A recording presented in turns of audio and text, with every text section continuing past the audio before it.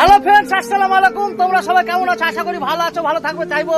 তো ভাই, আমাদের পার্শ্ববর্তী দেশ বাংলাদেশ, ওই বাংলাদেশে একবার ছাত্র আন্দোলন হচ্ছিল। তো একটা আমাদের ভুয়া রিপোর্ট আসছিল ইন্ডিয়াতে যে বাংলাদেশের হিন্দুদেরকে ধরে ধরে মারছিল মুসলমানেরা।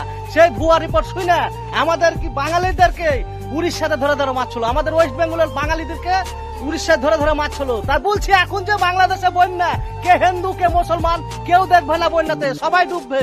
তো যারা যারা ভাউতালি মারছিল তারা যায় এখন ওদেরকে বাঁচান, কারণ ওখানে হিন্দু আছে মুসলমানও আছে। ডুবলে মুসলমানও ডুববে, হিন্দুও ডুববে।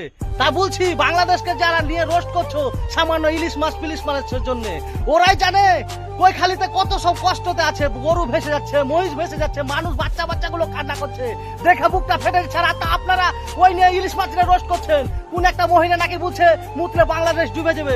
আপনার কি ডায়াবেটিসের অসুখ আছে যে ঘন ঘন মুতা হয়? ফেবিকুইক